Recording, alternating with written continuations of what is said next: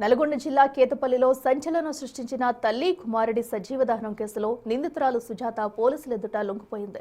పోలీసుల విచారణలో నిందితురాలు కీలక విషయాలు వెల్లడించింది. నగేష్ ను ఎలాగైనా తన వశం చేసుకోవాలనే ఆశతోనే మమతను హత్య చేశారని ఒప్పుకుంది. ప్లాన్ ప్రకారమే మమతను హత్య చేయాలని నిర్ణయించుకున్నట్లు తెలిపింది.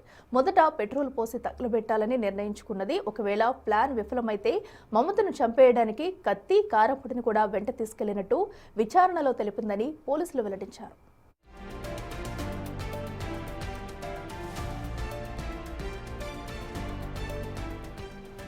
ఈ నెల 31న మమతపై పెట్రోల్ పోసి నిప్పంటించింది సుజాత. మమత అక్కడికక్కడే మృతి చెందగా ఒడిలో ఉన్న చిన్నారి తీవ్ర గాయాలై హాస్పిటల్లో చికిత్స పొందుతూ మృతి చెందాడు.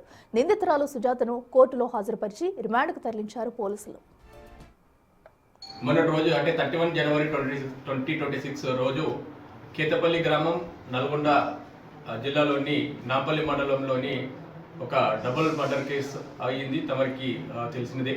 అట్టి దానిలో నేరస్తురాలైన మీసాల సుజాత ఈరోజు మా పోలీస్ స్టేషన్కి వచ్చి లొంగిపోవడం జరిగింది.